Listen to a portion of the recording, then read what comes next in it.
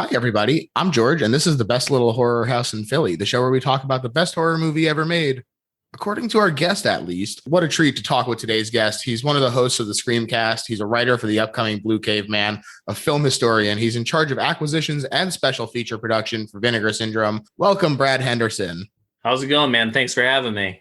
Oh, absolutely my pleasure. And I definitely want to get into your work. But first, I want to hear about what your history with horror looks like. How did you get into it? Has it been a lifelong thing or something you came to later?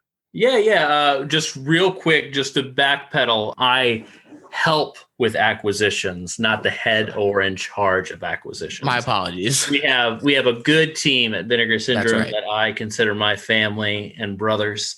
We work together. But yeah, so how I got into it in general, it's a long story. But yeah, no, I mean, I got into I got into movies really just from my mother. You know, she was really big. I mean, she was big into horror. So my father we owned a couple businesses. So he was out a lot, you know, like a rotor-rooter business and like pest control and a couple other things. So he had like late nights, and my mom really liked movies, and she didn't really like watching them alone, I guess, because they did scare her at times. So she pulled me in when I was like 3. You know, I definitely know 3 is the youngest that I knew who Freddy was. Wow. Mainly because I have video documentation of October of 1988, and I was born in November of 84. So my parents bought me a Freddy mask, a hat, and a glove for Halloween that year. And in the video, I definitely know who Freddy is. I say the entire, the little rhyme that they say. So I definitely knew who Freddy was around that time. So that's essentially when I started watching that stuff. Yeah, wow. So mainly the mainstream titles, Nightmare on Elm Street, Child's Play. Child's Play is the very first movie that ever scared me. That gave me kind of nightmares. But everything else, I watched with her. And just developed a love from there, watching anything that I could, because then I got really into it. Even when I was like 8 or 9, then I really started wanting to go to the video store and pick out my own titles and, remembered box art and stuff, what scared me. Obviously the covers were scarier or more memorable in the sense of being scared. Because I remember like seeing like the Evil Dead cover and just thinking that's going to be a scary movie. But yeah, just stuff like that in general. And then having a lot of video stores around to where, I've told this story before, is like growing up in Florida, we had a Video Hut and like this other mom and pop place and we had like a grocery store called Albertsons. I don't know if they were a global like chain, but we had an Albertsons here that had videos, so at the grocery store. So my mom would go grocery shopping and then I would go look at the movies, and we had like a movie gallery and like a couple other places. And then when we would go visit in Ohio in the Akron Canton area, they had Video Time there. And Video Time just was a museum of tapes. I mean, they had everything that you can think of. Hell yeah. So we would spend summers, and being that my parents moved to Florida, my dad sold all his businesses and they retired. My dad is older. He's still alive. He is 91. Wow. Now. So they moved here in, I would say, 1990. And then we would, being that they were retired, my mom's younger. There's a 25-year age difference between my mom and my dad. And my mom basically retired too, because she helped run those businesses. Sure. So they just lived here in Florida. So when we would go visit, my whole point is that during the summer, when we would go on a vacation, we would typically go to Ohio because that's where my mom's family lived and my dad's side. So we would just go for like 2 months. Wow. Drop everything and move and go to Ohio and just spend time there. Well, I would mainly stay with my grandmother, and she loved movies too. She liked kind of more erotic thrillers. Right. So I grew up on erotic thrillers, watching those with her, which was very uncomfortable. And then my grandfather, I would spend a lot of time, like I would spend weeks in Pennsylvania. It was right next door with my grandfather, and he watched prison and war movies. And Westerns, and I got that from there. So every place that I went to, and then my great grandmother loved show tunes. So when I stayed there, she would want to watch like My Fair Lady or West Side Story. So I had like all these different genres just thrown at me at once. So I never had a moment in my life where I was just focused on one thing. Yeah. I mean, horror is definitely like a big thing there, but I was just exposed to everything at a very young age. So I, just watched whatever I could. That rules. Yeah, and that's pretty much how it was. And then when we got a computer in like 1996, baby, we got a Compaq, I think it was. With that computer, at the time when you would buy a standard PC, you would get like multiple games and discs with it. I'm not that old, but apparently that doesn't exist anymore. So I'm only 36. But during that time, when I was like 10, 12 years old, when we would, get a computer or whatnot, there was this thing that came with it called All Movie Guide. And it was basically IMDb, but on a disc. And that just opened an entire world to Absolutely. me that existed. Yeah. So I was able to look for a lot of things, read about a lot of movies, make the connections between directors, because they all had, hyperlinks to where you could, click on George Romero and then find out. And when I found out that Night of the Living Dead, Dawn of the Dead, and Day of the Dead was all him, I had a panic attack. I was like, 10, 11 years old. I'm like, wait a second, why didn't I put that together? So that was, really, really exciting for me, because I felt like I discovered that on my own, even though the computer's telling me I discovered that on my own. And I was just amazed. And then learning that the person that made Nightmare on Elm Street made The Hills Have Eyes, and realizing that, Halloween was made by the same guy that my mom loves a movie called Starman. Right. A classic. So it was wild, So it's not as cool as it is now, because it's just everywhere in your face. Director's filmography, box sets, Winston. You just have all this, information and people talking about things that it's just too easy. It's not hard anymore. Right. So it felt special. But yeah, and then from there on, it was just I wanted to watch more and more. And when I basically rented everything in the video stores that I was interested in, around that time I was 14, 15, 16 years old, and I wanted to watch more. And then the internet started happening, and then I had IMDb, and then I got onto film forums, and my mom took me to tape swaps when I was younger. We'd go to Tampa and Orlando to these bootleg tape swaps. I got on online forums, and there I met, today's actually his birthday. I met Sage Stallone on there, and Sage was a huge part of my life, getting a lot of those titles, like super obscure stuff like German gore, splatter movies and stuff like that. Wow. So he introduced me to Olaf Ettenbach at the time, which his stuff was really, really hard to find around here. I mean, it actually kind of still is. Yeah. And then just buying stuff off eBay. that was my kryptonite. It just I spent so much money on bootlegs on eBay. It was insane, just because that was the only way to get things. I paid, and I remember paying in probably like 2000, like 99, 2000, whenever it came out. I bought a bootleg copy of Versus on DVD for like $50. Wow. And that movie blew me away.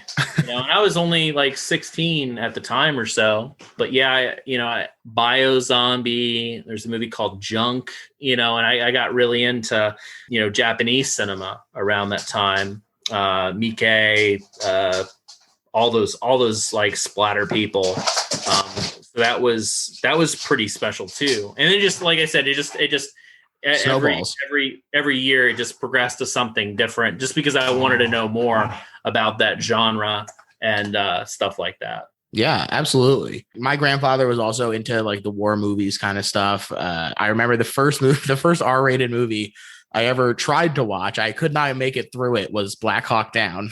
And the violence in that really just was too much for me. And so the first one I ever made it through was actually The Matrix, but I digress.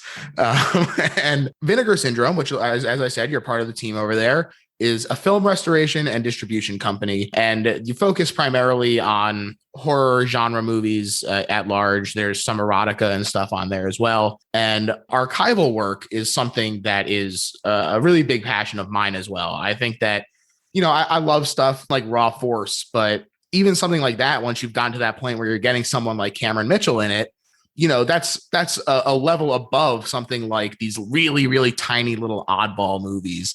I recently got the Homegrown Horror set from Vinegar Syndrome, and I watched them and had just an absolute blast. And part of the reason is because you never feel like there's someone going, oh, this is the best business decision.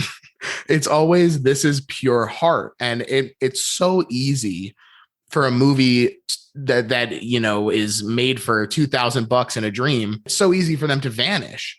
But at Vinegar Syndrome, you guys are doing the good work of not only saving it, but restoring it and making it accessible. So truly a cause near and dear to my heart. And I'm definitely curious to hear a little bit about what the process looks like, because, I see people shouting titles that they want at you constantly. But where do you even start? How does something get picked as a candidate, especially because what makes the label so great is that you guys put out a lot of stuff that people don't even know that they want yet. Yeah. No, first and foremost, if we talk about, anything with VS, of course, my opinions and comments are my own. With VS, we're very small, who is behind the curtain there. And we're all very much the same as far as our upbringing and our love for cinema. So, yeah, we do have titles constantly shouted at us and like, why aren't you doing this? Well, there's various reasons why.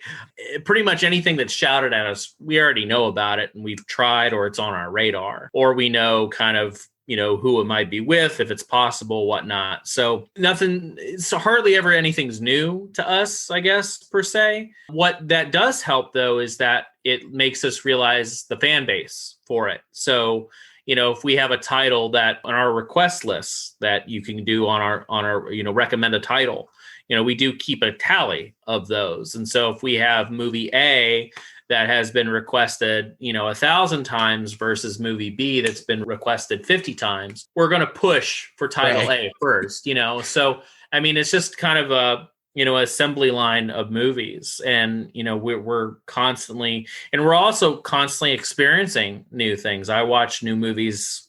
I watch at least a new movie a day, and if it's something cool, and it's old, shot on film, then if it's something that I think there could be an audience for, then it goes on the list. And our list is very, very, very, very, very, very, very, very, very, very long. I can only imagine. It's just to round about, we love what we do, and we want all these films to be released. And if it's something that it's obtainable and doable, then yeah, we'll go for it. As far as picking the movies, essentially it's just stuff we really like, and we do listen to the fans, of course, of movies and of the label. If they want to see something, then yeah, it gets bumped up a little bit because obviously there's a want for it. And that's essentially kind of what we use that recommended title for, and, paying attention on Facebook and Twitter and whatnot. Certain things are going to happen. Certain things will not happen for us. Maybe they'll happen for somebody else. Rights are always a tricky thing. Yeah. And it's always, it's never the same. Sometimes it's easy. Sometimes it's years in the making.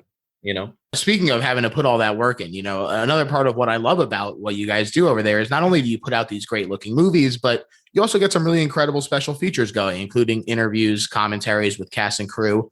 And I'm curious about how those conversations go, how often they're like, finally, some recognition versus please let me move on with my dental practice. You never have anyone, they're always asking, why are we doing it? You never have people say, finally. It's more or less they don't believe in their product, which is sad. But being that this is more of a passion than a business, it is a business at the end of the day. But when I approach an actor, producer, director, writer, whatever it may be, if they're associated with the movie, I like to call. I like phone call. I like the conversation with people because I approach it from, I'm not a hired gun to go after this person and then talk to them and ask these mundane questions. That's a list of questions. No, I don't have that. I have a movie that I've watched for years that we are releasing finally, and I'm excited about it. And now I get to tell those people, like, we're doing this. Now that's out of the way. I'm a huge fan of this movie, and this is what it means to me. Everything changes at that point, and that's why I hate email. I hate the introduction email thing, just because you can't get the point across to how important this movie is to you.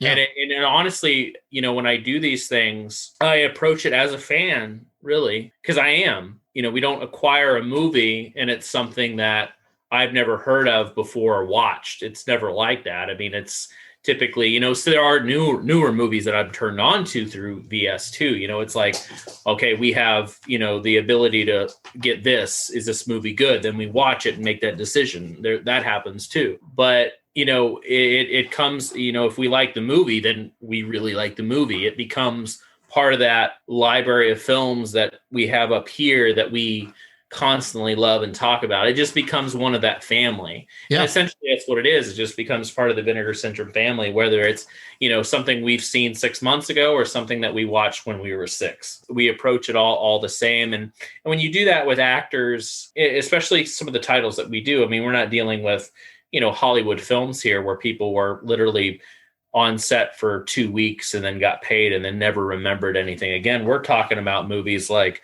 Beyond Dream's Door and, Fatal Exam and Winter Beast, where all those people are still close friends. They all don't work. Some of them, some do.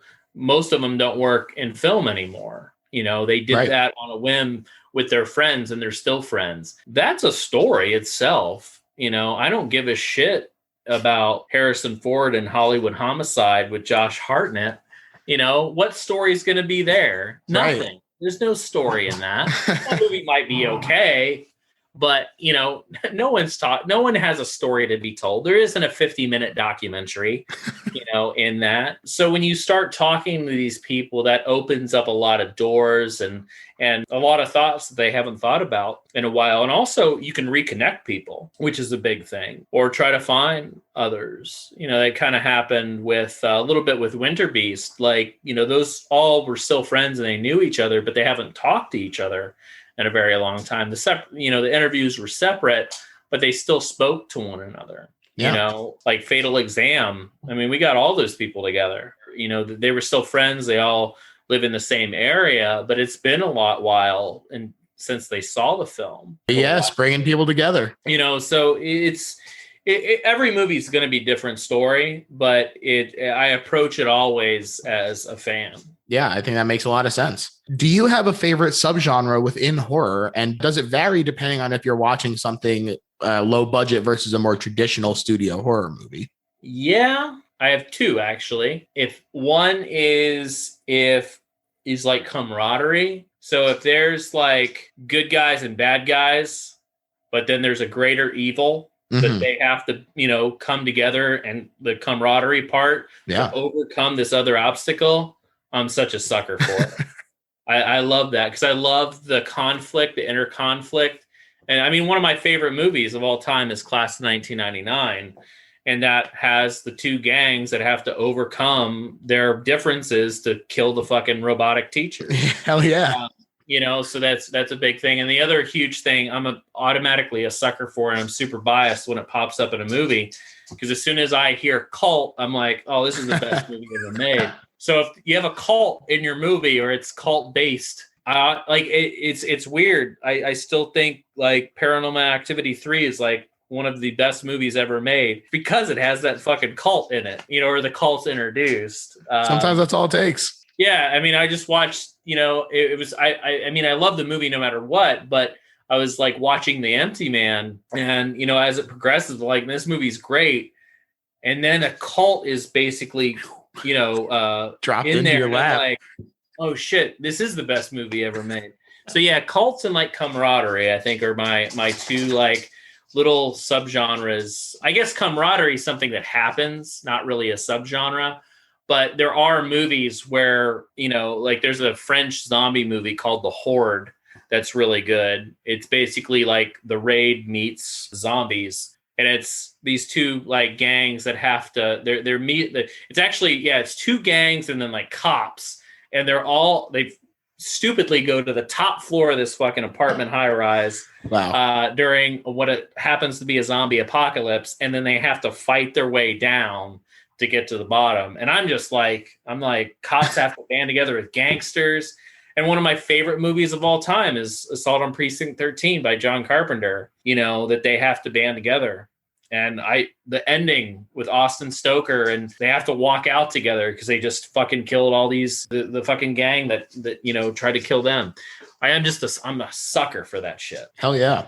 So let's get to your actual pick today for the best horror movie ever made. The Rick Rosenthal directorial debut from 1981, Halloween 2. This is written and produced by John Carpenter and Deborah Hill. So I'm going to say this counts as half a Carpenter pick and goes back to give him the edge over David Lynch on this show, 3.5 to 3. So it's close. It's tight there, but this gives him the edge, I think. Well, it is said that Carpenter did shoot some of it. He went That's back. right. To shoot certain sequences that didn't have enough blood or kills. It's not really said because I don't think Carpenter ever wanted to take the credit from Rosenthal because Rosenthal did a good job. I've always been a huge, huge, huge fan of Halloween 2. I've spoken to Rick Rosenthal many times about it.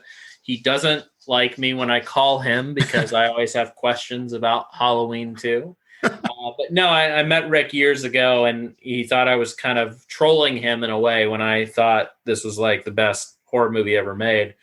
And I always get shit because I'm like, I love Halloween a lot, but man, I fucking love Halloween too. But yeah, it might have been the first Michael Myers movie like in the franchise that I saw. And there's an element to Halloween. So, I mean, if we talk about the first Halloween, it's groundbreaking as far as a horror film is concerned. And everybody knows that, and we've talked it to death. So let's not spend much time on it. But it establishes so much. It establishes a sense of dread of this killer that we don't know, but we're told is evil and relentless. But we don't really see it too much. He is a killer. He is relentless against teenagers.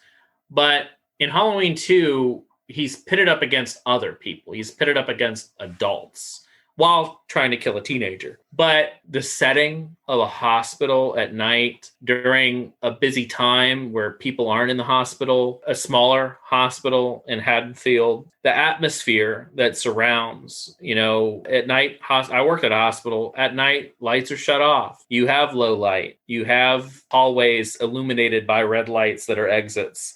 So the lighting in Halloween 2 is just superb. You get to actually witness the relentlessness of Michael Myers in this.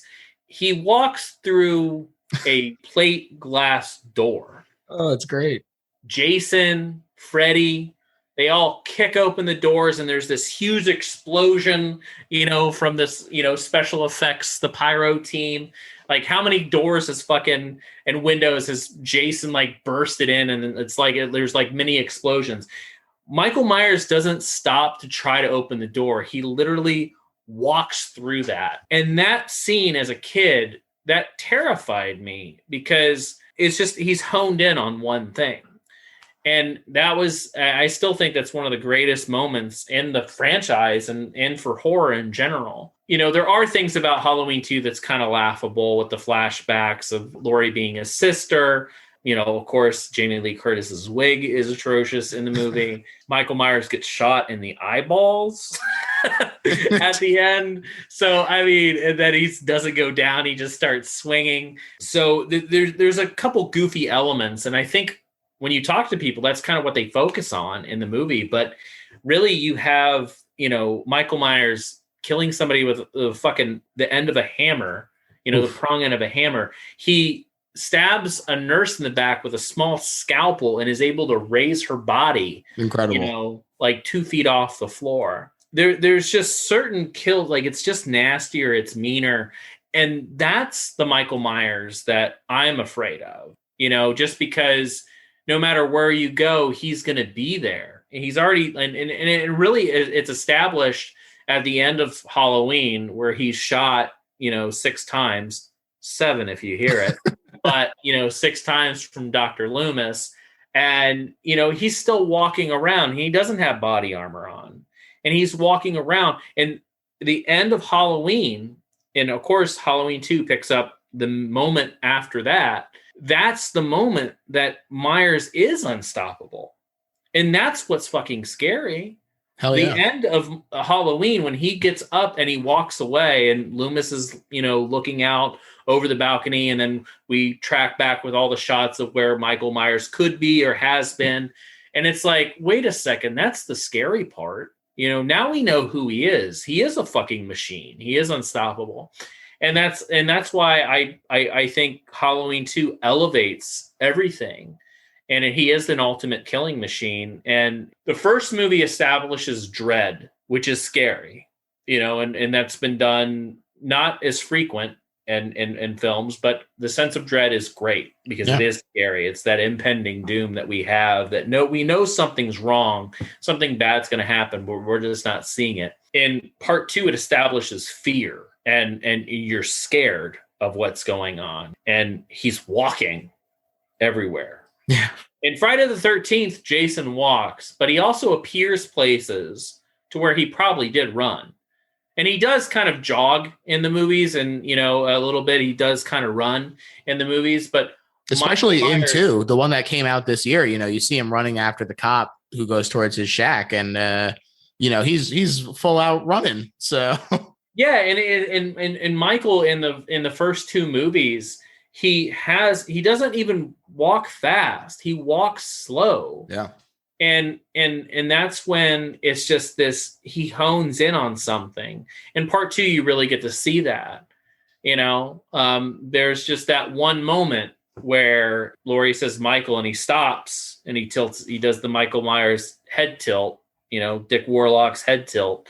And, that's the one moment that Michael pauses. Yeah. And it's just like, that's fucking scary.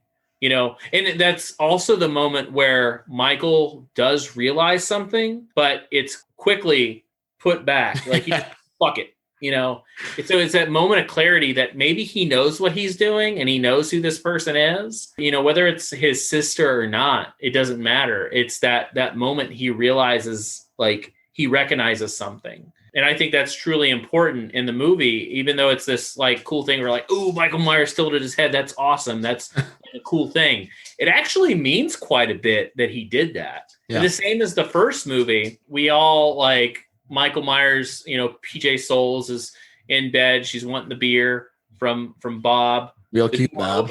Michael Myers has the sheet on.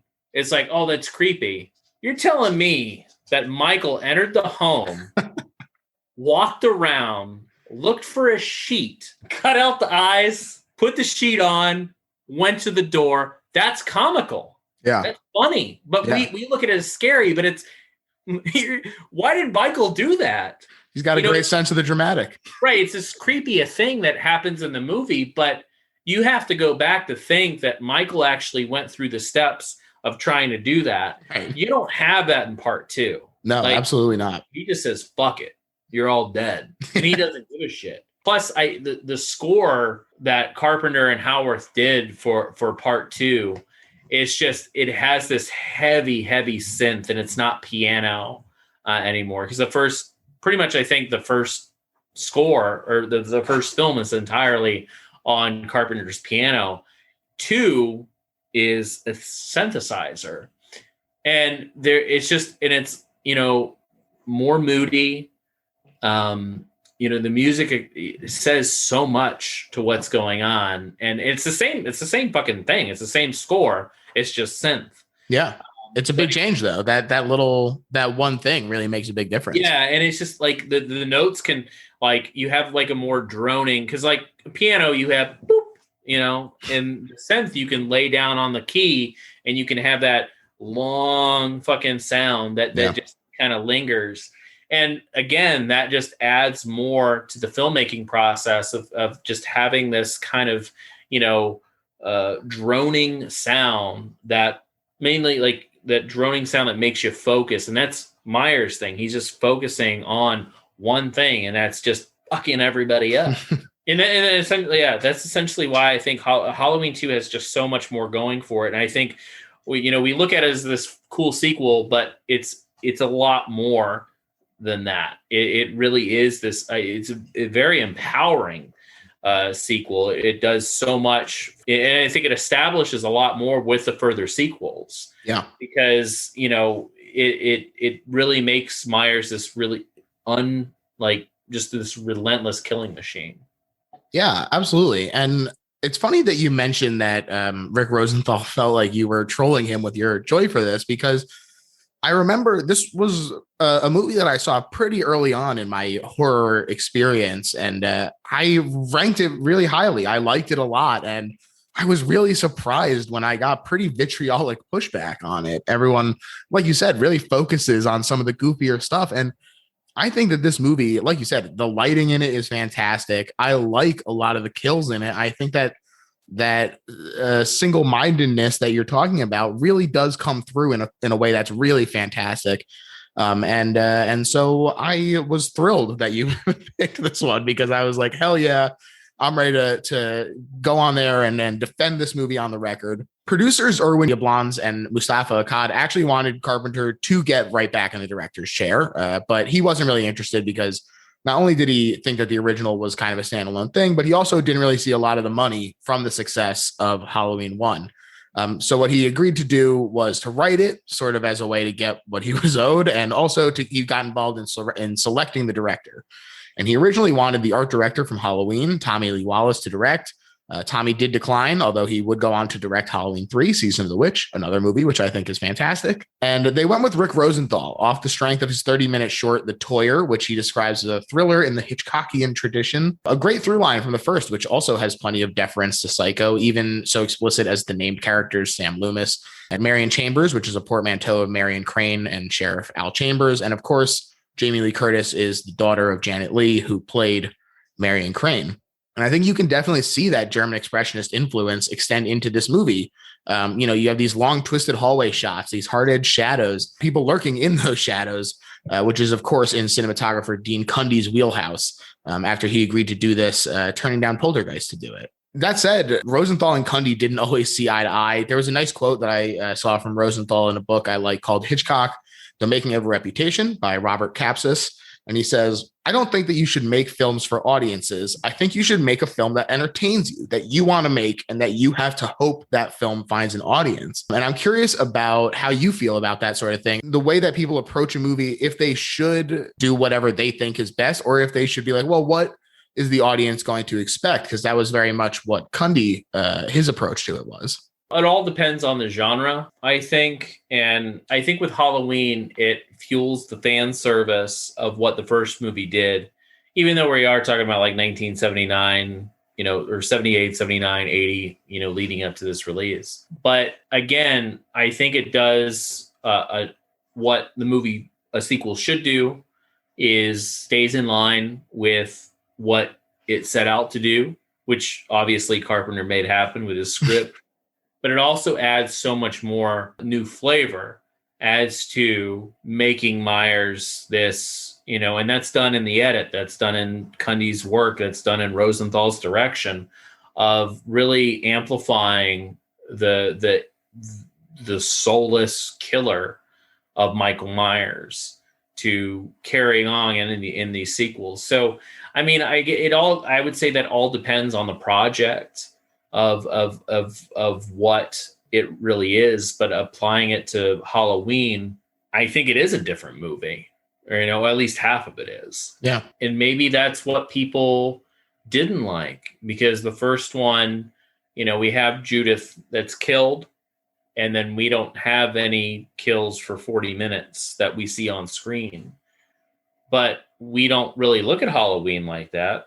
We don't like, nothing happens for 40 minutes. You never hear anybody say that, because a lot does happen in 40 minutes. But the second one does set up like a normal 80s slasher, where it starts off the carnage right away, and then it never really stops the carnage, even during the credits, Myers on fire.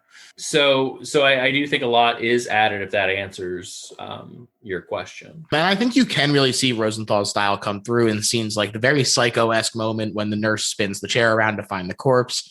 Cundy felt staging it that way was a distraction, drawing the audience out of the film because they're looking for a rote gag or flaw or whatever. And he said, quote, "If you're going to ask an audience to believe the impossible, you have to make it as believable as possible. You have to answer all their questions." So I just thought it was interesting that the two of them felt so differently about this. But not having Carpenter as the actual director didn't mean that the producers were going to just bury this with no budget. They were counting on fans of the original to come back, despite the leagues of imitators in the 3 years between.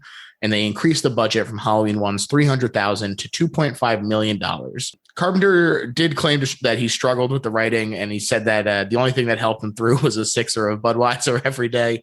But he got it done, and they got the whole cast back together, except the man behind the mask, previously Nick Castle, who would go on to direct The Last Starfighter, now Dick Warlock. And I think it's really interesting that Michael Myers is famous for this single-mindedness, and it does really come to a head in this movie because Dick Warlock had been a stunt person in movies like Jaws. And I do really feel like that single-mindedness does remind me of Bruce the Shark in terms of that like dogged pursuit, tearing through anything that's in the way. I really do feel like there is a little bit of influence from one to the other. Yeah. And so Dick Warlock stepped into this role of the Shape, and his stunt work really helped him to be cognizant of the actors during the stunts in this. Everyone had very nice things to say that I found. He was reportedly super chill and helped make people as comfortable as possible while he was killing them. But while the person inside may have changed, the mask itself was the same, brought out from under Deborah Hill's bed, nicotine yellowing and all. And, they filmed that at Morningside Hospital in LA and at Pasadena Community Hospital, which was near an airport. And they said very challenging to shoot at. And to touch a little more on Carpenter's role in this, he has said, like you said, he doesn't want to take away from Rosenthal's influence and what he brought to it. But he has said that he did step in during post-production. He and the producers screened it for some unimpressed teenagers, they said. So he went back and he did some reshoots to amp up the gore. They cut some of the more drawn-out action scenes that Rosenthal had let linger to build tension. Again, very Hitchcockian to sort of let these things sit there and build. And like you said, Carpenter also did do the score, composing it and performing with Alan Howarth. Opened on Mischief Night, October 30th, 1981, and ultimately it was a success, making $25.5 million in the US, despite the protestations of Goriverse fogies like Ebert, who derided it as monotonous geek show and relentlessly stupid. So thanks again, as always, Raj. He always had a weird approach sometimes. Sometimes he would like things that you would not expect, and then he hated things that, why do you hate it? Yeah. Oh well. But this was if you liked everything, it would be boring. Exactly. And this was number 2 for horror that year, only behind American Werewolf in London. I mean, it beat The Howling, The Omen 3, Friday the 13th Part 2. So it's not like this wasn't up against anything interesting. Yeah. This went up against some big contenders and beat a lot of them. And there were also critics like Janet Maslin who understood that it could be more useful to compare to its peers rather than its predecessors. And thus, she lauded it as a class act with suspense and variety. And I agree with you, Janet. It did stir up some controversy thanks to the People v. Boyer, which was a 1989 case that discussed violence in media after Francis and Eileen Harbitz were killed by a man who claimed to have suffered hallucinations brought on by watching Halloween 2 while drinking, smoking weed, and doing PCP. The jury correctly said, hey, that's bullshit, when he said that the movie was the thing responsible for the deaths. But nevertheless, they are known as the Halloween 2 murders, which I don't think that's a fair association necessarily, but that was the claim. I mean, if you're doing all those things and you watch Halloween 2, I mean, you may get some creative ideas to be this relentless killing machine. I mean, Billy said it best in Scream, is that movies don't create psychos. Movies make psychos more creative. Indeed. So it's not wrong. Even though Rosenthal said he does regret trying so hard to replicate Carpenter's style, and I always am a fan of more Hitchcockian elements. I'm a big fan of his, obviously, but I still think that this movie works incredibly well. And the fact that it does manage to come together while, people aren't necessarily giving their all in a way, in terms of someone like John Carpenter kind of feeling like he is not necessarily doing this out of passion, but because he felt like he was owed something. And I think that Rick Rosenthal is able to take that script and really make it something incredible, is to his credit. Yeah, no, I think that's a good way to look at it, is that, Carpenter is one person that he's my idol, but he also really just is so burnt out on talking about what he's done. And it even started back then to where he really didn't want to do Halloween 2. And if he did direct it, we probably wouldn't be talking about it right now. And I think that I think it was a good idea to have, an up and coming director do something where he had big shoes to fill, and he had a decent script, a decent idea, and approached it trying to, follow suit what Carpenter did while trying to make his own. That's the reason why it's so good. You had, so many driving elements. And then, Irwin LeBlanc has always been known as a great producer. He's always been there for everybody. I really discovered that just talking to like Dennis Christopher when we were doing Fade to Black, and talking to Irwin about, the movie, and just how much he loved it, and that was going to be his baby, was, Fade to Black was going to be the next Halloween, and it wasn't. Mm-hmm. In return, pushing more into Halloween 2 after Fade to Black came out and wasn't very successful. But he is a producer that would, sweep the floors, but also get what you need. And that's what you need is you need a producer like that. And, a lot of credit should go to Yablans for this, because he probably did make that happen. Especially for a first-time filmmaker, he, was very passionate about making this movie happen. And yeah, that's what a director needs, is a good producer like that. Absolutely. So to get into the actual movie, I mean, I love this opening right away. It's cozy as hell. You get the old Universal production card and then the classic Halloween font while Mr. Sandman plays. It just washes over you. You're just like, oh yeah, I'm back, baby. Yeah, no, absolutely. Yeah, it really does this really cool setup of being kind of comical in a way, but it really is it feels like they're just preparing you for what's to come. Absolutely. And we get to see the tail end of Halloween again, which I'll never complain about, with Michael Myers attacking Laurie Strode one last time before being shot off the balcony by a nearby Dr. Loomis on Halloween night, 1978. That's right, folks. This is technically a period piece. Loomis goes outside to check the corpse, but finds that it has vanished. He tells someone to call the cops. I love this line where they complain about being trick-or-treated to death. And then Loomis, unimpeachable sense of drama he screams, "You don't know what death is," before whirling around and storming off. And the theme kicks in and you're just ready. It's so good. Yeah, I think picking up exactly, like immediately, is such a good move. And Myers goes to kill two old people, and the young girl like right afterwards. Right. Like, and we get that Michael POV shot because they're nearby, Absolutely. Like I said, we are in Michael's POV as he does wander away and he starts killing people again.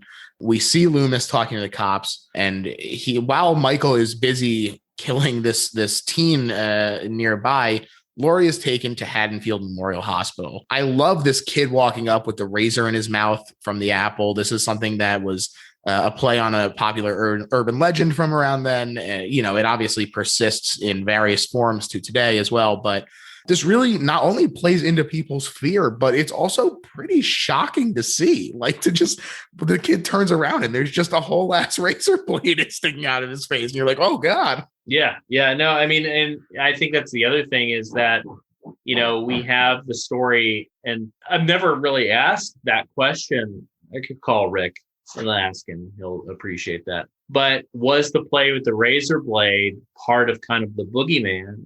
Like we have the boogeyman, doesn't really exist. The false thing about the razor blades and apples, that didn't really exist. But is that kind of a play into that, that, oh, the boogeyman's actually happening. So razor blades and apples are too. Yeah, that's a great point. At the very least, it indicates that there's more than one psycho in Haddonfield tonight. Yeah, it's true. Maybe it was Michael. he's, he's going around. He's really more of a prankster than anything. Got some TP out there and everything. Yeah, he just at the house. He just set up like take your candy and go, and did that to it. So perfect, right at the Myers house. Yeah. One thing that I think is really interesting is that as Laurie gets unloaded from the ambulance, she gets some POV shots. And I think that that's a really interesting way to start setting up the connection between them, is that hitherto this moment, we've only seen it from Michael's point of view. In the first movie, we get it as when he's the very young kid. In this, we get it when he's killing this teenager. And now to make the only other one from Laurie, even subconsciously, you start connecting the two together. And I think that, say what you will about Laurie winding up being his sister, they're doing their best with that concept and really, I think, using interesting film techniques to make sure that gets established. Yeah, I never really looked at it that way before. I mean, I never actually really put that together, but that makes total sense. At least something from a, Rosenthal Hitchcockian standpoint, that would make sense why he would do something like that. So we get lots of needle shots, which make me personally uneasy because I really am very scared of needles. And Laurie is knocked out against her will so that she can get stitched up. Loomis thinks that he sees Michael and pursues him with his gun, chasing them into the street where a cop immediately smashes into him, pinning him to a van that promptly explodes. That van was carrying the world's most flammable cargo because boy, does it go up. Great pyrotechnics special effect. It looks incredible. Poor Ben Tramer. Yeah, and the thing is, Laurie never finds out. She never finds out that the boy that she actually liked went up in flames because he somehow had a mask that resembled Michael Myers. Yeah, he never gets to go to the dance with Laurie like she wanted. I will say this is not the only time in this franchise that someone is killed for being mistaken for Michael Myers.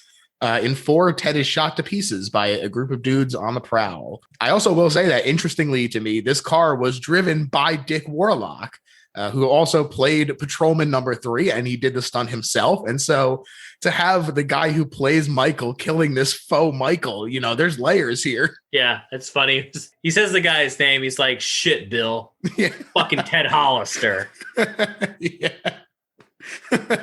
Yeah. Oh, and man. then I think Dick Warlock's son is in Halloween 2 as well. Yeah, I think he's the kid carrying the boombox, right? The boombox, yeah. And the one thing that the first time, I guess it's established, well, not really established. I mean, he doesn't do it in the first movie, but he doesn't kill children. Yeah. So there you go. That's why he makes it.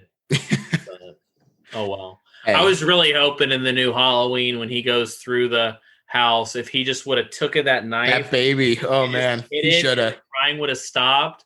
That would have been monumental. I agree. I totally agree. But it's just like, I guess they're just staying true to the Michael Myers doesn't kill children. It would have been good though. It would have been good. Which the baby is actually voiced by Jamie Lee Curtis in the new Halloween. Wow. She does the baby cry. Yeah, she's really good at it.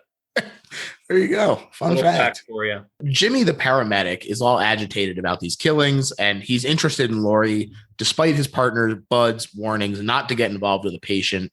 While Michael hears this broadcast that indicates Laurie's location, and he starts making his way over to the hospital, cutting the phone lines and fucking up the cars so that nobody can escape before he starts wandering the halls looking for Laurie. I love the shot where she's in her bed, and through the doorway, illuminated in this great way, is just the strung up decorations of the word Happy Halloween just looming over her. It's such a nice moment. Yeah. A security guard goes out to check the phone lines before getting attacked by a cat. Classic fake out. You got to have them.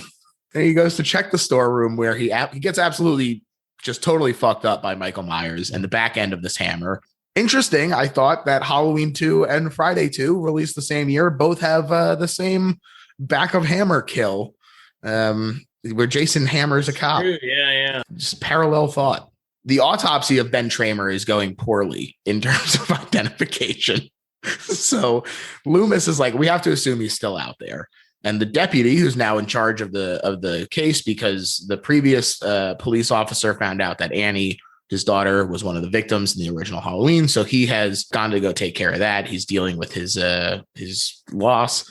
And they agree to do another sweep. But the townsfolk have gathered at, the monsters' castles with pitchfork and torches. They're in front of the Myers house with rocks and they're vandalizing it and sort of as a group expression of fear. And again, it's like the way that it is calling back to these very classic horror movies, not only with Hitchcock, but with Hitchcock's influences as well.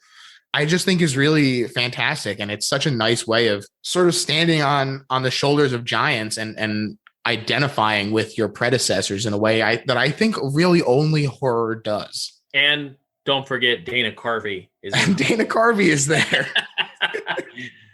Whatever you just said doesn't really matter because Dana Carvey's in this movie too.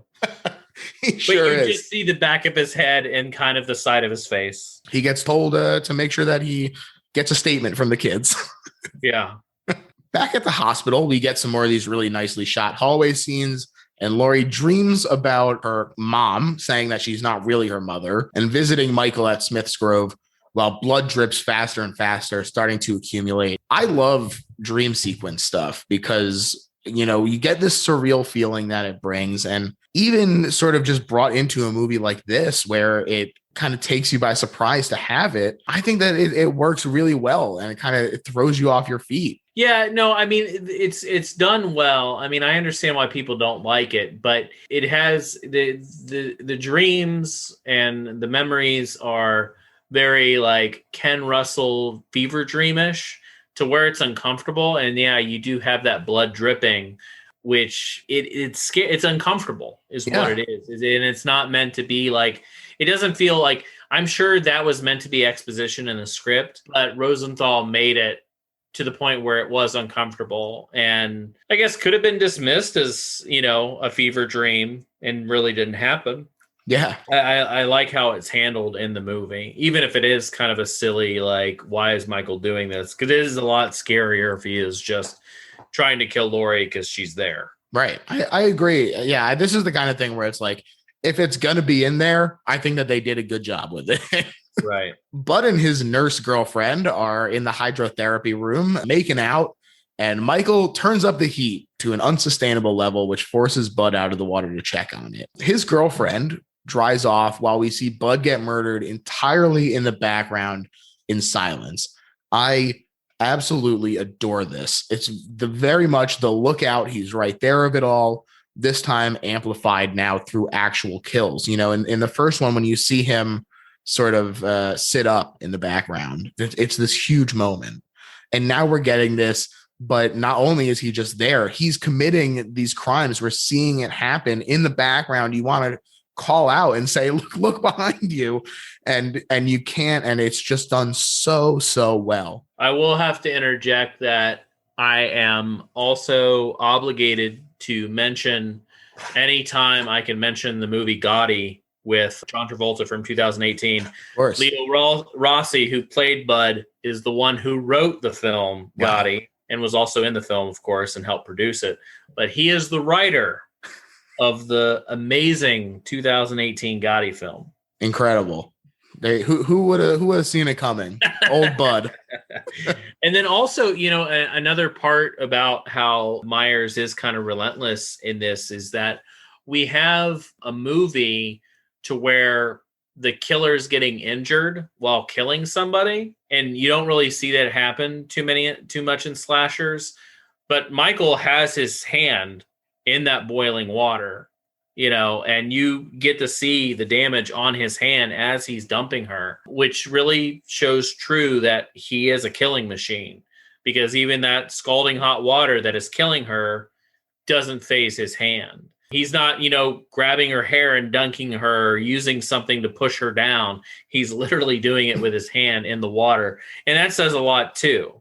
That does really show the killer that he is. Absolutely. And I think that, first of all, they've done an incredible job ratcheting up the tension to this point, because there's not a lot of cuts happening during this scene. It's really all playing out in front of you. And as he approaches and she thinks that it's Bud and she's talking with him with her back turned until the silence becomes too much. It's so tense. And then for that to switch to this absolutely brutal death, he burns her to death in the water, but he doesn't even just drown her. He yanks her out of the water a few times to really sort of make sure that it is as cruel as possible. It really, I think, does a great job of making Michael even scarier. As you said, he's taking damage that he doesn't care about. He's making sure that this is as painful as possible. I just think that it's an incredible scene. Yeah. And it's another thing that, like I said already, it's just to show this relentless killing machine. and like, he's been shot. Like, what else is going to happen to Michael that's going to phase him? And right. That, I think that establishes that he doesn't feel the pain. So you literally have to just chop his head off, in order. I mean, he gets, like I said, he gets shot in the eyeballs and still doesn't fucking phase him. Yeah. So why would Michael die? Right. Yeah. He really doesn't feel like it. He's been through so much already that at this point you're like, yeah, I guess he wouldn't be stopped by, some scalding water. Yeah. Loomis and the cops are investigating the elementary school that Michael broke into on his way to the hospital so that he could stab a picture of a family in the sister and write Samhain on the chalkboard. It's interesting that I forgot that they start bringing in this like supernatural element and the Cult of Thorn stuff this early. Really interesting, and kind of makes me like the idea that it gets incorporated more in the later ones. Yeah, it's definitely something that filmmakers watched and said, "Oh shit, that's an open." And it's kind of like it is this off scene that happens in the movie that doesn't really feel like it should belong. Because why did Myers go to a school? Right. When did he have time? But maybe thinking of his childhood. He's regressing or something. Who knows? It is kind of an off-putting scene, but it does pay off. Yeah. Well, if you call the Cult of Thorn paying off, and Halloween 6 and the end of Part 5, which is fine if you like those movies, but I'm Halloween 4 and 5 until the end. The end of 5 is fine, but yeah, Halloween 6. Not for you. I know it has its fan base, but heavy metal Michael Myers music and that awful fucking mask he has. Give me H2O. But yes. I like H2O. Still better than Resurrection, which is funny because that shit's directed by Rick Rosenthal. Yeah, he came back. I was saving that for the end, but he made the best Halloween movie and the worst Halloween movie, and I don't know how that's possible. Very funny. Yeah, I definitely agree with pretty much everything you said there, especially with the fact that H2O deserves our respect. I think, and plus, Steve Miner, who directed, some of the Friday the 13th films. Yeah. And Lake Placid. He really brought back kind of the feel of the original Halloween films, I think, in H2O. Mm-hmm. Even though we are kind of not having the best actors in the movie as far as the kids go. But I thought LL Cool J was a good element to the movie because it brings in so much comedy. He has a line in that movie where they sneak up on him and he's scared and he goes, fuck me shit. And I thought saying fuck me shit was one of the funniest things ever around that time. I still do. But, also you just have so many characters in that movie, and you also have the setting to where it is in this abandoned place now that is obviously really busy during other times like Halloween 2. Low lights because saving electricity with very few people. So there are a lot of elements to H2O that funnel into, the first 2 Halloween movies, which I think, I think when I watch Halloween, I typically do 1, 2, H2O. And then I watch 4 and 5 and 6, and then I watch 3, and I don't watch 8. And then I watch, Rob Zombie's 1 and 2. So that's pretty much what I do. I always skip 8. I don't like it. Hey, can't hold that against you. Yeah. There is a cut of the movie that exists called Halloween Homecoming that is a little bit different. That's better. But you still have, they should have never dated the technology thing with Halloween, because I think that ruins a movie when you date your movie like that. You know, if you did your movie through MySpace or webcams, it just doesn't work. It's like cool at the time, but then you watch it and, you know, it's like, even 5 years later, you're like, oh, no one is using this. Like, yeah, it's like like the killer's using LiveJournal. What the fuck is that? The MySpace kill. It's like watching Cry Wolf, and it's like, the fuck is this? One last thing that I wanted to touch on with H2O just before we move on, since we're talking about it, is I also really like sort of the way that they handle Laurie's character in H2O. You know, you compare it to something like 2018, where she's sort of retreated inward in terms of bunkers and guns and stuff. I think it's interesting in H2O that she's clearly trying to numb herself to the trauma that she's been through and you know, this functioning alcoholism that she has picked up. I think, you know, the way it's not always handled perfectly, but it's at least, I think, an interesting concept that they touch on and allude towards. You know, I'm sad that Halloween 2 and H2O kind of just got cast to the side for no, I mean, I want to see Mikey on the big screen no matter what, so I'm fine with whatever they do. But yeah, Erasing Part 2 was like, when I found that out, I was like, why? Yeah. Like, you could just make it happen. Like, it's in the same night. Yeah. I mean, it's fine. The movie's not very good, but it does bring back Mikey. It has a really good score. It has actually some pretty good characters.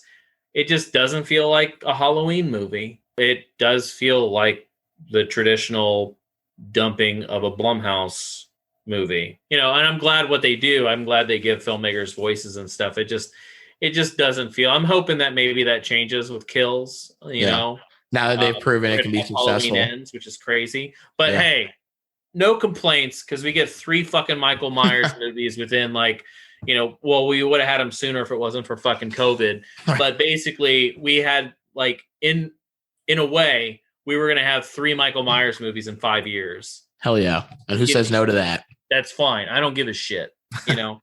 And I enjoy it because, you know what? I went to the, you know, I saw the premiere at Fantastic Fest, which, you know, I came out, I was like, that's whatever. But the biggest moment is when it came out, I went to go to the theater with my mom, which, yeah, I obviously didn't get to watch all the previous ones, but the first one I actually got to see in the theater was unfortunately Halloween 6. But that was the very first film that, the Halloween. And then ever since, with even the Rob Zombie movies, going to see Halloween with my mother. The same thing with Terminator. The Terminator franchise sucks, but I'll always be able to go see, that franchise with my mother. Yeah, that's awesome. Same thing with Scream, doesn't give a shit. I'll go see it with my mom. It's cool. It gives me some time. But yeah, no, but that's the way the franchise has always been. So it's kind of fitting that Halloween, another movie called Halloween, was on this roller coaster. Yep. And I guess that's the cool thing about the franchise, is that it is different almost each and every time. Or they do try to add something new. It really isn't like Friday the 13th, which I think Friday the 13th has a better formula as keeping it the same. They just add like different things. But I mean, we really do have 4 or 5 Friday the 13th doing the exact same thing. You really don't have that in Halloween per se. I mean, 1 and 2, sure. 4 and 5, sure. But the rest of them, not really. Even Rob Zombie's movies are completely different. Yeah, absolutely. So, you do have that. It's kind of like, Nightmare on Elm Street a little bit, where it is way different as far as how they tell the story, but even more so. So, at least they're trying to do something new. Yeah. Gotta respect the swings. Yeah, but it's fine, man. Just give me Mikey on the big screen. I'll be fine. That's right. Marion Chambers, who worked with Loomis at Smith's Grove, comes in to tell Loomis that the governor himself, as Loomis scoffs, has ordered him to leave with a martial escort. Laurie has a reaction to her medication and she's unresponsive. So a nurse goes to get her a doctor. And this is the scene I was talking about earlier, because after some very tense approaching, she turns the doctor around and she's terrified by a syringe in his eye, as am I. Yeah. And then Michael steps out of the shadows and kills her too with a needle to the temple, causing an embolism by injecting an air bubble into her brain before doing a classic head tilt. This is so fucking scary to me. And I love the idea of Michael just operating in the background this whole time, that we didn't see this doctor get killed, that Michael is there and people could be dying at any moment. That, you know, I just think that that's such a great way to really make you be like, oh my God, he really is relentless. Anyone that's introduced could be dead at any time. Michael stumbles across. Sorry, you can call him Mike. We're on first name basis or nickname basis like that. Yeah. Mike stumbles across what he thinks is Lori, and he stabs at her several times with a scalpel. Another very Hitchcockian way of shooting this, I thought, with the arm swings there. But it was just the pillow arranged as a trick, because Lori is onto him, limping away sneakily before discovering the cut phone lines and just kind of curling up in the corner in fear. Jimmy and Nurse Jill are searching the hospital for Lori, and we get a great shot of Michael walking down a hall on the security camera, and then on that same security camera, seeing the nurse walk down that same hallway shortly thereafter. Really great moment, and it helps to establish her getting scared by what she thinks is Mike. We also think is Mike, and it winds up being Jimmy instead. They split up to look for Lori one last time before going for help, and Jimmy winds up finding the body of head nurse Alves. She has been murdered as hell, and he slips on her blood, smashing his head on the floor and passing out. This is a really interesting moment, because for someone who really feels like they're establishing this guy as like a possible hero, to just be like, no, he's going to crack his head on this floor and be like concussed and wind up even causing more harm, I think is such a great rug pull. Oh yeah, because he lays on the horn later, but ultimately survives at the end in deleted scenes. Because is that in the work print of the movie? Yeah, I know that they're putting the. I think it's in the TV edit too. They're putting the ambulance together. Yeah, and good for him. Good for you. Yeah, Jimmy. kind of a sweet moment in a way, that that they're. Because he obviously has a crush on her, and there is some chemistry there, which is great, even though they don't have many interactions. There is some kind of like little sweet chemistry there for the little time that they have, like where he asks like she wants a Coke or something, which he should not be doing. But Jimmy's an idiot. He does slip on Nurse was it Alva's blood. Yeah. And honestly, that's one of the scenes that really stuck out to me as a kid. That floor covered in that blood. Oh, I did not like that. It looks really good. Yeah. I did not like that scene in that movie. I don't know what it is. I don't have a thing against blood. It was just, I don't know. It's just maybe the color. I just didn't like it. Yeah. Bueno. I can't blame you for that. And Nurse Jill runs to her car, but the tire is slashed. She checks the rest, all the same. She runs back into the hospital so that she's not out in the open. But that's a dangerous game to play. And she sees Lori just in time to get stabbed from behind by Michael. As you said, he lifts her up, hanging from just the scalpel. Man, what an incredible moment to just see this show of strength. It's terrifying. Yeah. Because he's not lifting her up with a knife; it's with a fucking scalpel. Yeah. So he's got to finagle that thing in such a way, and then fucking lift with one arm. Man. Yeah, I mean that's the thing is just it constantly shows the power of this guy. Yeah, and Lori flees, but she's got a fractured foot, so she's slow, and this lets Michael really take his time as well. There's that kind of delicious cat and mouse game that he's playing that he loves to play.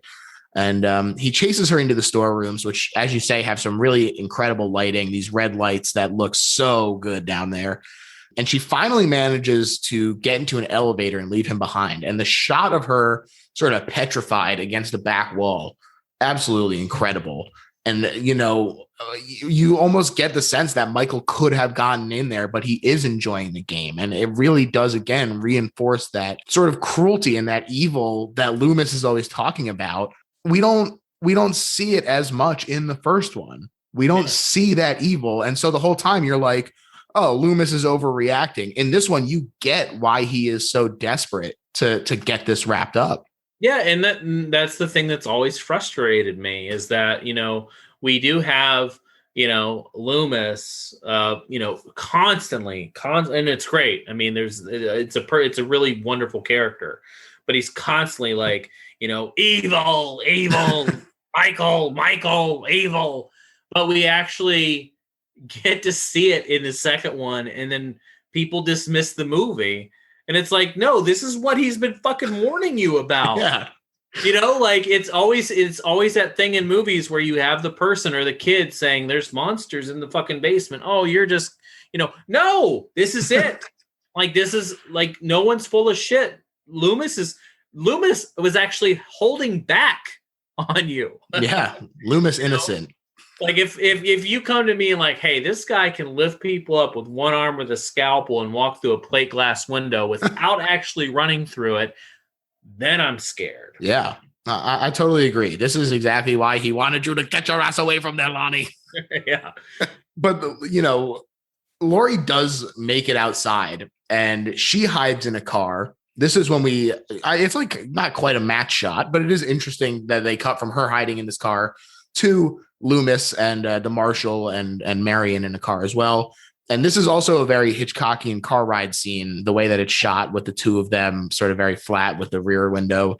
It's obvious to see the influences. I keep bringing it up, but it's all stuff that I really like a lot. And Marion tells him that Lori is actually the Myers 2-year-old who was adopted by the Strodes at 4.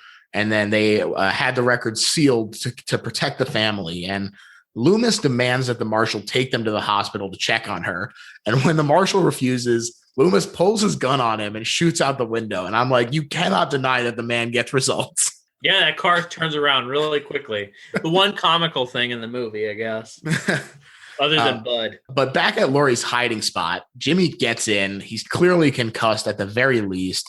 And when he tells Lori that they're going to get out of there, he in fact passes back out right onto the horn, setting it off and revealing their spot. There's an element of that where I start laughing just because you're like, oh my God, they're so close to getting away. And then for it to slip out of their fingers at the last second like that, the suspense and the fear just washes over you and you have to laugh just because you're like, oh no, I can't believe that this keeps happening for them. They're never going to get away. Yeah. Lori pulls him off of the horn and tries to crawl away just as Loomis, Marion, and the Marshal arrive. And she weakly calls out for help, but they're determined and they set off into the hospital. Lori picks up the pace when she sees Michael appear, brought to her by the horn, and she pounds on the door and screams for help, getting let in just in time. But this is, as you say, where Michael just straight up walks through the door. It's incredible. It falls to pieces in front of him.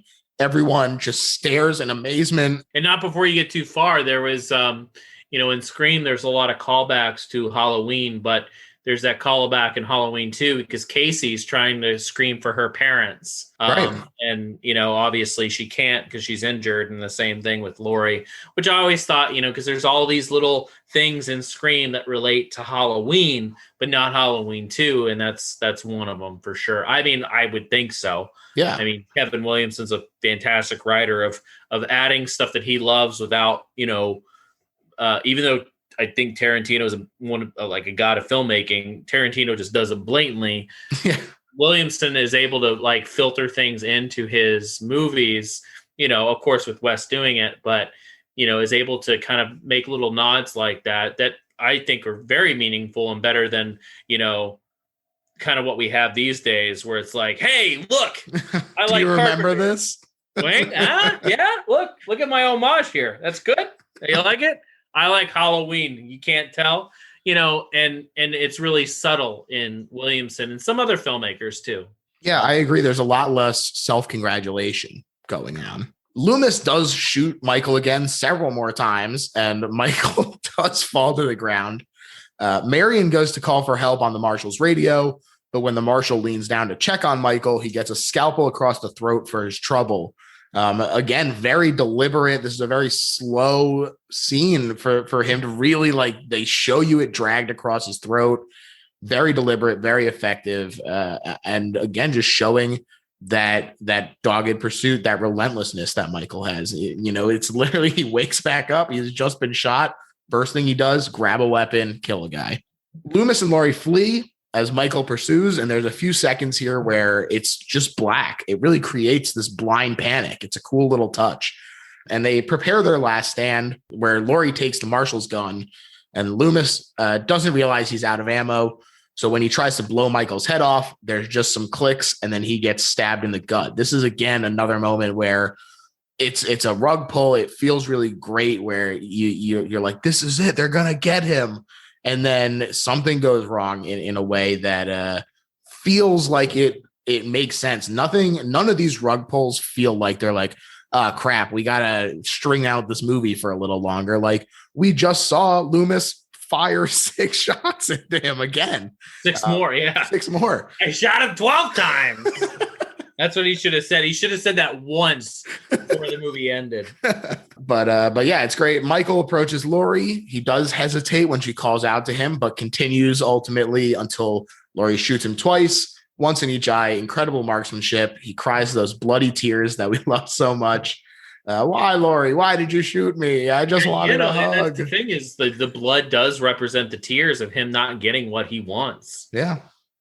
And they did this by straight up just putting a bulb of blood in the forehead of the mask. So when he reaches up, he crushes it and the blood comes out. Easy as you like. Nice little effect. He swings wildly with this blade that he has, the scalpel, while Loomis and Laurie fill the room with flammable gas. And Laurie runs out at Loomis's behest as he sacrifices himself, saying, "It's time, Michael," and ignites his lighter, causing a huge ass explosion, much bigger than even they expected on set. They said that it shook the soundstage and everything. And Jamie Lee Curtis was not supposed to fall, but the explosion kind of threw her a little bit. You love to see this. It's a great pyrotechnic effect, especially when Michael still walks out completely ablaze before finally collapsing a dozen or so feet from Laurie. That's actually Dick Warlock in there, which is awesome as well. The benefit of a stunt person actor. I just think it's such a fun stunt to really go out on this huge spectacle. Yeah, and I love, and you mentioned it, I love the line of "It's time, Michael." It's not like, it's nothing quippy. It's nothing as a callback.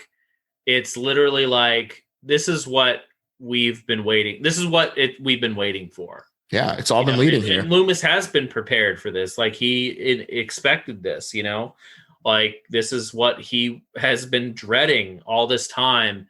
And it's such a cool fucking line to say, "It's time, Michael." Not like, "Gotcha," or "Let's blow this joint," or "I'll see you in hell." Nothing. It's just, it's time. Like, it's time for you to go to sleep. Yeah. Yeah, I agree. I love that line. I think that Donald Pleasance is really, he makes the character of Loomis his own in such a great way. Like we said, everyone comments on these great over the top lines, but they really are fantastic and memorable and unique. And the fact that he is able to have these, I shot him 6 times, and then I also shot him in the heart. And then Loomis has some good fucking aim if he's drilling 6 bullets into a dude's heart. Yeah. We need to really know what Michael was doing if he's able to get up with getting shot in the chest, heart area 6 times. But Loomis fucking misses like a bitch in Halloween 4 at the gas station. Is it part 4? No, it's part 5, right? Yeah, I think so. Where they're at the gas station, he just shoots everywhere. Michael busts out with a fucking vehicle. But yeah, come on. Hey, there's a lot of years between 2 and 5, so he lost some of that accuracy. Yeah, he got injured. He's got his face all burned up. Maybe he's a little blind. But man, fucking, we talk about where Michael got his driving lessons. We need to talk about where Luke got his marksmanship. Gosh. There's actually a shooting range at the hospital. And plus how he gets that 7th shot off in a fucking 6-shooter. He always keeps one in the chamber. Yeah. He's got like that single shot fucking pistol that Ken Foray is going to shoot himself with in fucking Dawn of the Dead. A sneaky little belt derringer. Yeah. But yeah, I mean, Michael, he sits there, he's burning. You get these great shots of the flames kind of licking at the mask. 10 deaths so far accounted for, as the cops say, although between the first and the second movies, there are actually 13 human deaths, as Laurie is transferred to another hospital, having survived once again. And Mr. Sandman plays us out as Laurie stares into space, seeing the flames licking at the mask once again in her mind as we fade out. Great movie. We love to see it, folks. 13 deaths and 2 dogs. Fucking Michael killing dogs. So it's unbelievable. No one else does that. Yeah, that's the thing is that, I guess there's a dreams, the people call it the dream sequence in Friday the 13th part 2, but Jason didn't kill any animals. That's right. And that motherfucker lived in the woods. He ate people. I mean, you even see Gordon jumps out a damn window and Jason is still like, no, that's not my bag. No, I like dogs. But yeah, it's I think it's also in part, no, it's a part 3 that you don't see it, but you hear that Jason is actually a cannibal, because they talk about the cannibalistic, like eating the bodies at the camp. And it's like, damn, dude, but why's Michael got to fucking kill dogs and eat? He eats one. Yeah, that first dog gets chowed on. He got hungry, man. What the fuck? And then he kills the fucking German Shepherd. Wow, come on, man. Fucked up, Michael. Yeah, I mean, kill a cat, not a dog. I know. Don't listen to him, Stevie. You're gonna have like this outrage on your fucking podcast now because I said kill cats. That's all right. My producer Stevie is a cat, and so she said that it's okay. You got to pass here. I love all animals. It's just right as we discuss this. I have 3 dogs surrounding me. Sure, man. I get it. Hey, listen, I don't want dogs killed either. And now, Brad, we've reached the point of the show where we sum up why Halloween 2 is not just a good horror movie, but is in fact the best horror movie ever made. And I'm going to let you kick things off. Best horror film. Is that what we were doing? Yeah. I would consider Halloween 2 to be one of the best sequels, kind of up there with Texas Chainsaw Massacre 2. But I think it takes everything that a first film established and amplifies it. Even if the first one was treading new ground, did something new, I think this one amplified all of that. Bigger body count, better music, better setting, elaborates on kind of the killer. It does everything a sequel should do. And, in return, it is an amazing sequel. And it is one of my favorites. And I will probably pick it over, even though I think Halloween is a better movie in a roundabout way, Halloween 2 is something that I want in a sequel. It is that T2 where it takes all the cool things that happened in the first one, but makes it so much bigger, obviously on a small budget, of course. Right. But, there's just so many elements to Halloween 2 of why. And I mean, we obviously went through it quite a bit, actually dissected it quite a bit. Yeah. Hey, to me, Halloween 2 is the best horror movie ever made because I think that it takes Michael from the periphery and really lets us see him operate. It makes him more of a central character, understanding that we want to see Laurie and Michael, and we want to understand why Loomis is so desperate to get him contained. And I think that Rick Rosenthal really understood that. And the fact that he manages to take this script from someone who was admitted that he wasn't necessarily putting his all into it and really transform it into something special, utilize his own influences from someone that I also love. I think that you see those brought in, you see his own unique blend of things. You see Halloween taken to a new level. And to me, that makes this the best horror movie ever made. Yeah, no, I mean, I think, if you break it down like we did, there's so much going for this movie, but as if you just watch it as a sequel, maybe not. But I think there's, breaking it down and dissecting it, I think you really do have something special. And it's just sad that it's kind of overlooked in a way, and it's dismissed as a Halloween sequel and not something. And it happens in the same fucking night. I mean, it's one movie, for Christ's sakes. Hell yeah. This is the new Kill Bill. Everyone, you gotta watch them together. You actually get to fucking say that in a movie. It's always like week later, years later. It's literally it's a second. It's a second later. So. Yeah, absolutely. Brad, I want to thank you so much for coming on, man. This was such a fun time, and I want to make sure that you get a chance to plug all your stuff because it's all fantastic, and I encourage people to check it out. So please tell them where they can find you.